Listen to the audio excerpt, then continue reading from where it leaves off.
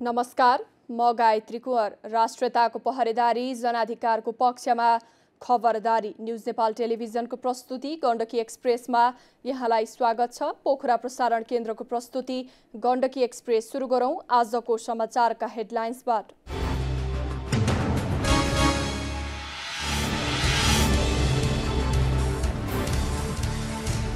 अतिक्रमणमा परेका सार्वजनिक जग्गा पोखरा महानगरपालिकाद्वारा फिर्ता ल्याउने निर्णय। सरकारी जग्गाबाट राजस्व नलिन नगर प्रमुखको निर्देशन।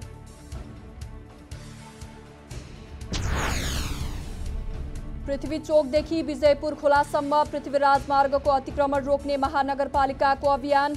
दायाँ बायाँ 23 मिटर मापदण्डभित्र पर्ने संरचना हटाइने महानगर प्रमुखको भनाई। पोखरा महानगरपालिकाभित्र 60% धान रोपाई सम्पन्न।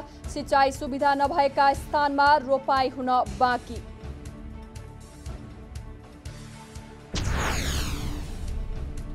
सहकारीको ऋण नतिर्नेलाई पोखरा महानगरले प्रदान गर्ने सेवा सुविधा रोकिने। कठोर भएर कानुनी कारबाहीमा उत्रने महानगरको चेतावनी। र अविरल वर्षापछि आएको बाढीले रघु गंगा गाउँपालिकामा निर्माणाधीन 21.3 मेगावाट क्षमताको जलविद्युत आयोजना प्रभावित। विद्युत आपूर्ति बन्द।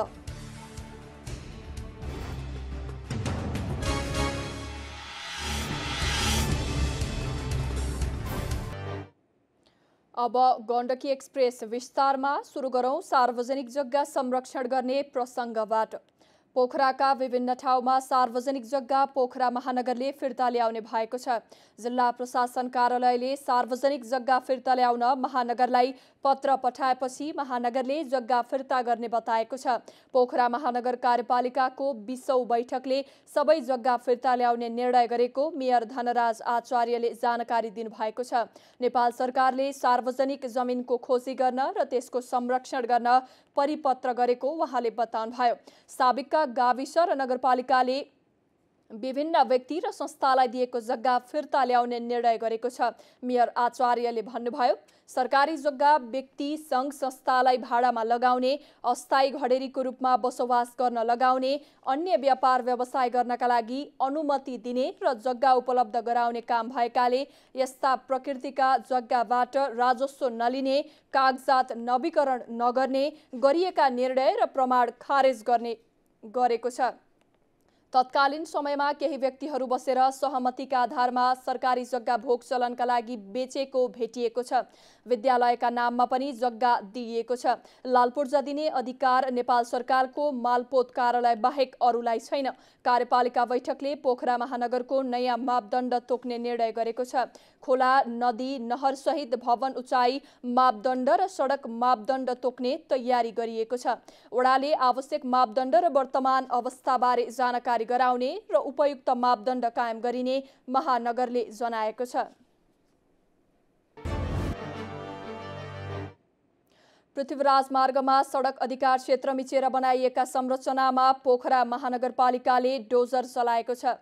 महानगर प्रमुख धनराज आचार्यको नेतृत्वमा सडक विभागका प्रतिनिधि र नगर प्रहरी सहितको टोलीले सडक मापदण्डभित्र पर्ने संरचना हटाएको हो।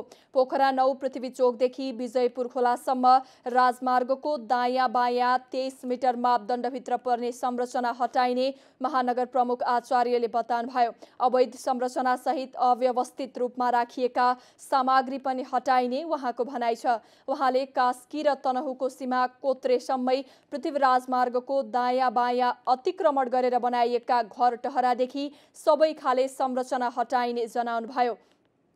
पोखरा मुगलिन सडक आयोजनामा पर्ने उक्त खण्डमा रहेका मापदण्ड विपरीतका संरचना हटाउन सडक विभाग एक्लैले नसकेपछि महानगरले सहयोग गरेको प्रमुख आचार्यले बताउनुभयो। एसियाली विकास बैंक एडीबीको सहयोगमा पोखरा मुगलिन सडक विस्तार र स्तर उन्नति गरेर 4 लेनको बनाउन लागि हो। सडक निर्माणको जिम्मा चिनिया निर्माण कम्पनीले लिएको छ।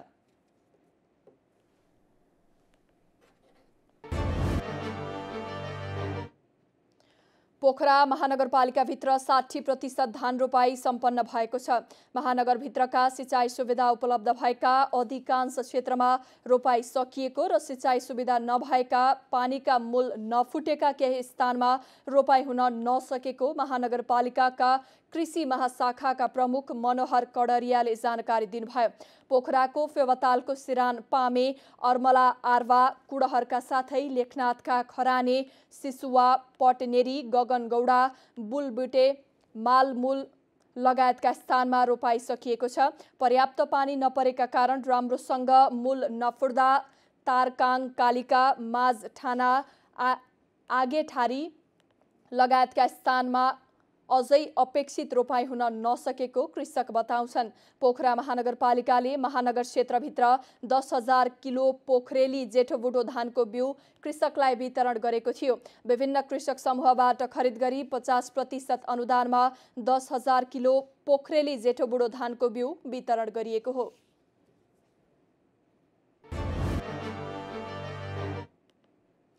सहकारीको ऋण नतिर्नेलाई पोखरा महानगरले प्रदान गर्ने सेवा सुविधा रोक्का गरिने भएको छ।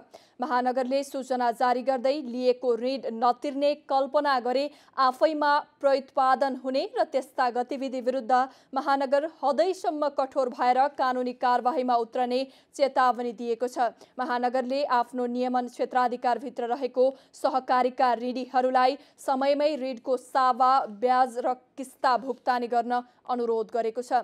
महानगरले निर्देशन विपरीत कार्य गर्नेलाई पोखरा महानगरपालिका सहकारी ऐन 2075 को दफा 60 बमोजिम जायज यथाबाट असुलीको प्रक्रिया अघि बढाइने साथै महानगरद्वारा प्रदान गरिने सेवा सुविधा रोक्का गरिने बताएको छ।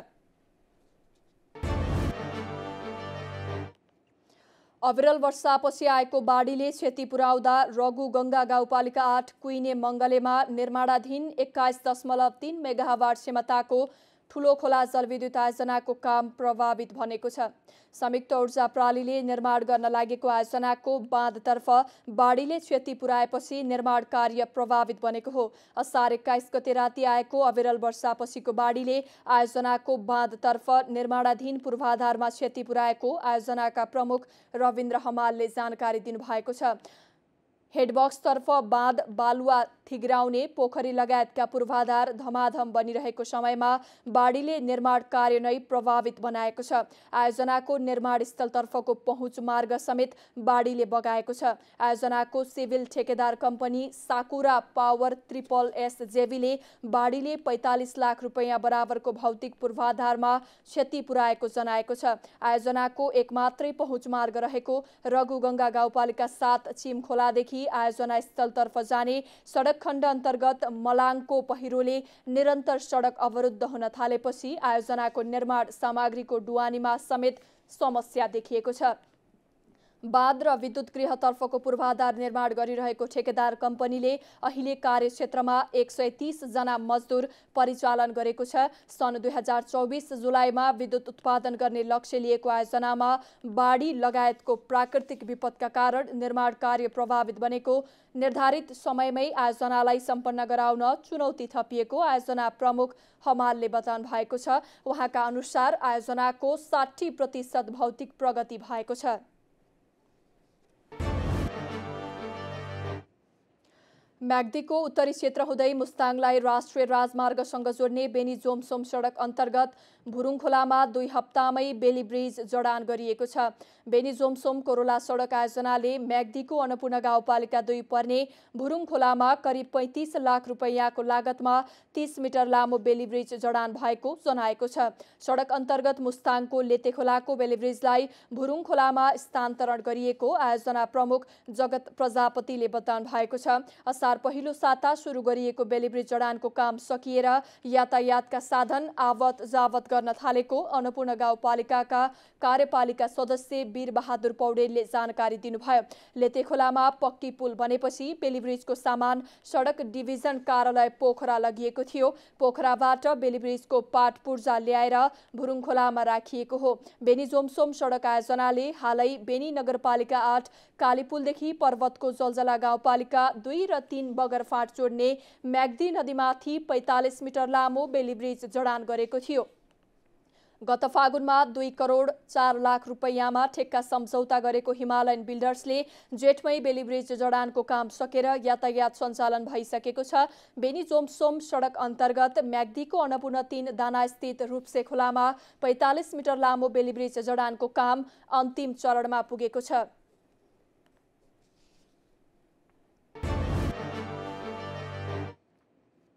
गोर्खा जिल्लाभित्रका 5 स्थानीयको आगामी आर्थिक वर्ष 2080-81 को बजेट स्वीकृत भएको छ। जिल्लाको बारपाक, सुलीकोट, अजिरकोट, भीमसेन थापा, सिरानचोक र शहीद लखन गाउँपालिकाको आगामी आर्थिक वर्षको बजेट पारित भएको हो। बारपाक सुलीकोटले आगामी आर्थिक वर्ष 2080-81 का लागि कुल 60 करोड 39 लाख 69 हजार बराबरको बजेट गाउँसभाबाट स्वीकृत गरिसकेको गाउँपालिकाका अध्यक्ष विष्णु प्रसाद भट्टले जानकारी दिनुभएको छ। शहीद लखनले 63 करोड 20 लाख 10 हजार बराबरको बजेट गाउँसभाबाट स्वीकृति गरेको छ भने सिरानचोकले 79 करोड 84 लाख 55 हजार 600 रुपैयाँ बराबरको बजेट घोषणा गरी पारित गरेको गाउँपालिकाले जनाएको छ। जिल्लाको अजिरकोटले आगामी आर्थिक वर्षका लागि 49 करोड 34 लाख 93 हजार बराबरको बजेट पारित गरेको गाउँपालिकाका अध्यक्ष दीपक देवकोटाले जानकारी दिनुभएको छ। भीमसेन थापाले 55 करोड 84 लाख 30 हजार 400 को बजेट ल्याएको छ। 5 वटै स्थानीय तहले असार 10 गते भित्रै आगामी आर्थिक वर्षको बजेट नीति तथा कार्यक्रम पारित गरेका हुन्। जिल्लाको 11 स्थानीय तहमध्ये 6 स्थानीय तहको बजेट भने स्वीकृति गर्न बाँकी रहेको छ। उत्तरी गोर्खाको चुमनुबुरीले पनि आगामी आर्थिक वर्षको बजेट स्वीकृति हुन बाँकी रहेको जनाएको छ। पूर्वी नवलपरासीको कावासोतीमा नारायणी नदीमा डुबेर एकजनाको मृत्यु भएको छ। कावासोती नगरपालिका 12 का 21 वर्षीय विशाल थनैतको डुबेर मृत्यु भएको हो। जिल्ला प्रहरी कार्यालय पूर्वी नवलपरासीका सूचना अधिकारी डीएसपी वेदबहादुर पौडेलका अनुसार माछा मार्न नदीमा जाँदा थनैतको डुबेर मृत्यु भएको हो। शव पोस्टमार्टमका लागि मध्यबिन्दु जिल्ला अस्पतालमा राखिएको छ। घटनाबारे थप अनुसन्धान भइरहेको प्रहरीले जनाएको छ।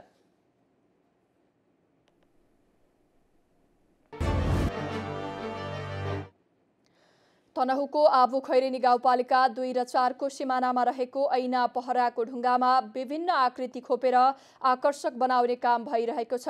ऐना पहरामा रहेको झरनामा रमाउन आउने पर्यटकलाई थप आकर्षित बनाउन आकृति खोप्ने काम गरिएको हो। गर्मी मौसमका बेला झरनामा नुहाउने, थकान मेटाउने, रमाउनेको भिड लागेपछि गाउँपालिकाले ऐना पहरेलाई पर्यटकलाई प्रमुख आकर्षक गन्तव्य बनाउन आकृति खोपिएका हुन्। गण्डकी प्रदेशको प्रवेशद्वारमा रहेको यस झरनामा पर्यटकको सधैँ भिड लाग्ने भएकाले थप आकर्षित गर्न गाउँपालिकाबाट यहाँका ढुङ्गामा आमा र बच्चा, हात्ती लगायतका आकृति बनाउने काम भइरहेको छ। ऐना पहरालाई थप आकर्षक बनाई पर्यटकलाई लोभ्याउन प्राकृतिक ढुङ्गामा भगवान लगायतको आकृति कुद्न सुरु गरिएको गाउँपालिकाले जनाएको छ। कालीगढ यति बेला ढुङ्गामा विभिन्न आकृति कुद्न व्यस्त छन्। गाउँपालिकाले स्थानीय कालीगढलाई काममा लगाएर रोजगारीको अवसर प्रदान गरेको छ। चालु आर्थिक वर्षमा 1 करोड 40 लाख बजेट विनियोजन ढुङ्गामा आकृति बनाउने, बाटो, शौचालय निर्माण लगायतको काम भइरहेको गाउँपालिकाका अध्यक्ष शुक्र चुमानले जानकारी दिनुभएको छ।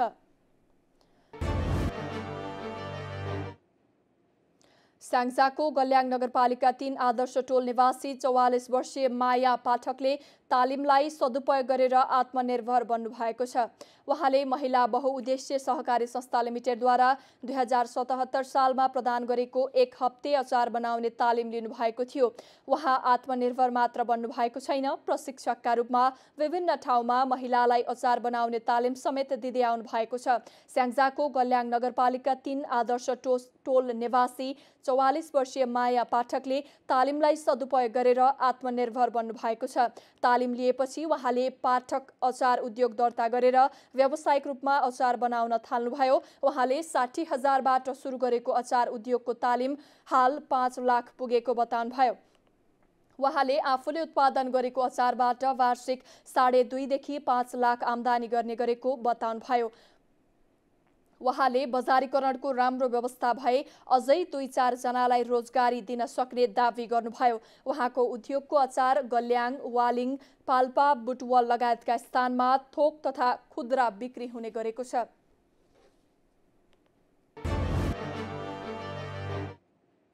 पर्वतको मोदी गाउँपालिका 5 बाजुङका ईश्वरी प्रसाद आचार्यलाई वर्षौं अघिको खेतीपाती गर्ने चलन राम्रो लाग्छ। पछिल्लो समय समूहमा अर्मपर्म गरेर खेतीपाती गर्ने प्रचलन हराउँदै गएको छ। यसबाट आर्थिक बोझ थपिँदै जाँदा जग्गा बाँझो छोड्नुपर्ने सम्मको अवस्था आएको उहाँको अनुभव छ।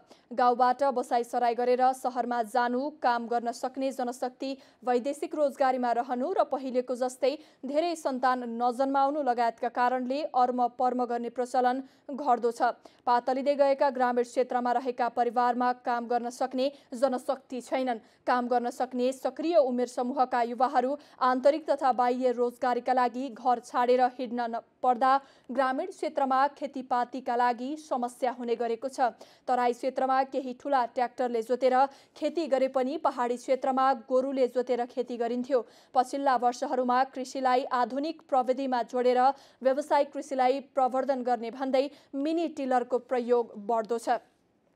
कृषि ज्ञान केन्द्र, स्थानीय तह लगायतले पनि केही प्रतिशत अनुदान दिएर मिनी टिलर कृषकलाई बाँडेपछि गाउँघरमा पालिने गोरु पहिले जस्तै रहेनन्। जिल्लाका ग्रामीण क्षेत्रमा मिनी टिलरले जोतेको दरमा पनि एकरूपता छैन। प्रति घण्टाको 7-8 रुपैयाँदेखि 12-1300 रुपैयाँसम्म तिर्ने गरेको कृषकहरू बताउँछन्। गाउँ गाउँमा रहेका मिनी टिलर पेट्रोल र डिजेलबाट चल्ने गरेका छन्। पछिल्ला वर्षहरूमा पेट्रोलियम पदार्थमा भएको उच्च मूल्य वृद्धिका कारण ट्र्याक्टरको जोताई महँगो बन्दै गएको छ। त्यसमा पनि मिनी टिलर बिग्रिएमा तिनीहरूको मर्मत वा कुनै पाटपुर्जा फेर्नुपर्दा महँगो हुने भएकाले ट्र्याक्टरले जोत्दा त्यसको भाडा महँगो बनेको ट्र्याक्टर साहुहरू बताउँछन्।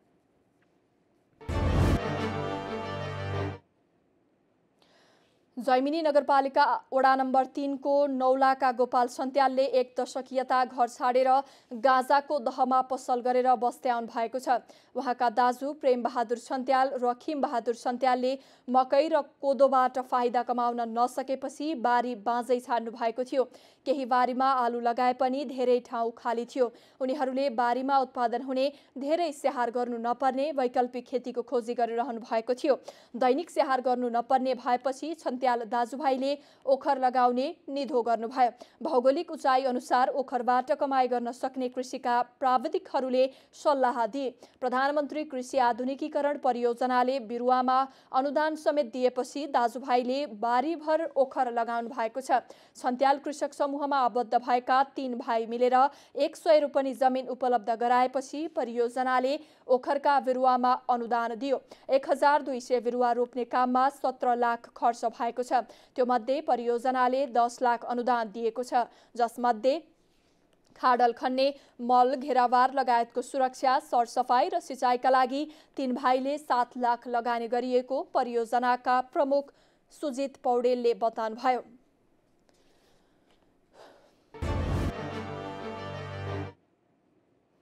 कास्कीको मादी गाउँपालिका 1 मा पर्ने कफुचे हिमताललाई पदयात्रा पर्यटनसँग जोड्ने गरी पहल बढाइएको छ।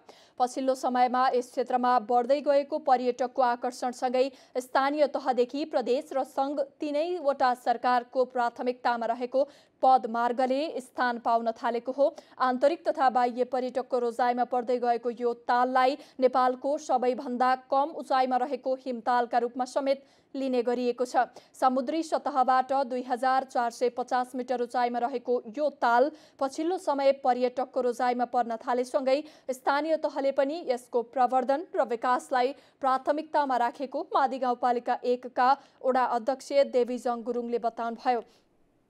त्यस्तै प्रदेशबाटै सिक्लेस कफुचे पदमार्गका लागि 5 लाख विनियोजन गरिएको छ। गाउँपालिकाले अघिल्लो वर्षदेखि नै सिक्लेसबाट कफुचेसम्मका लागि 50% अनुदानमा घोडा खरिद गर्ने गरी कार्यक्रम अघि सारेको थियो। यसको कार्यविधि पनि तयार भइसकेको र आगामी आर्थिक वर्षमा यस कार्यक्रमलाई निरन्तरता दिने उहाँले बताउनु भएको छ। पछिल्ला समयमा जथाभावी बाटो खन्ने क्रमसँगै पदमार्ग हराउँदै गएका अवस्थामा सिक्लेस कफुचेलाई नयाँ पदमार्गका रूपमा विकास गर्न सकिने trekking agency association of Nepal टान गण्डकी प्रदेशका अध्यक्ष धर्मराज पन्थीले बताउनुभयो।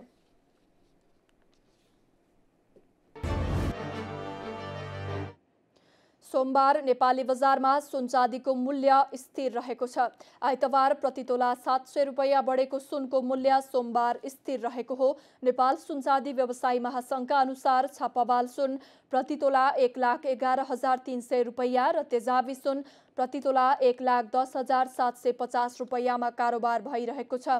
त्यसैगरी सोमबार चाँदीको मूल्य पनि स्थिर रहेको छ। चाँदी प्रतितोला 1,395 रुपैयाँमा कारोबार भएको छ।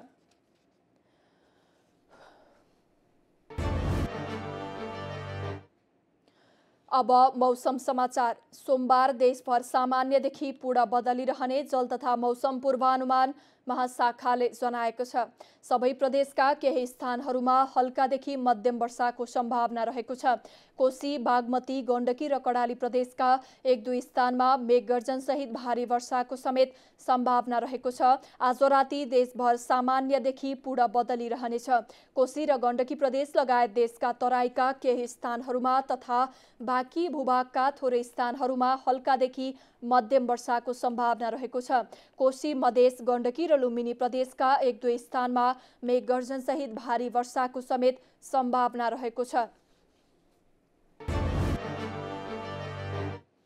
मौसम खबरसँगै हामी गण्डकी एक्सप्रेसको अन्त्यमा आइपुगेका छौं। जाँदा जाँदै हेडलाइन्स न्यूज पुनः एकपटक।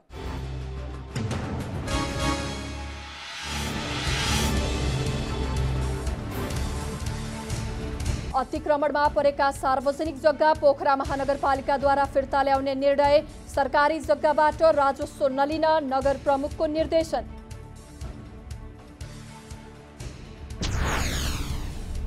पृथ्वी चोकदेखि विजयपुर खोलासम्म पृथ्वीराज मार्गको अतिक्रमण रोक्ने महानगरपालिकाको अभियान। दायाँ बायाँ 23 मिटर मापदण्डभित्र पर्ने संरचना हटाइने महानगर प्रमुखको भनाई। पोखरा महानगरपालिकाभित्रका 60% धान रोपाई सम्पन्न। सिँचाइ सुविधा नभएका स्थानमा रोपाई हुन बाँकी।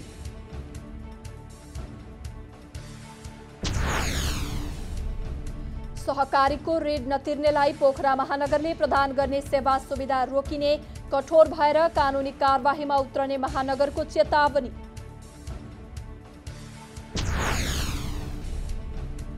र अविरल वर्षापछि आएको बाढीले रघुगङ्गा गाउँपालिकामा निर्माणाधीन 21.3 मेगावाट क्षमताको जलविद्युत आयोजना प्रभावित। विद्युत आपूर्ति बन्द।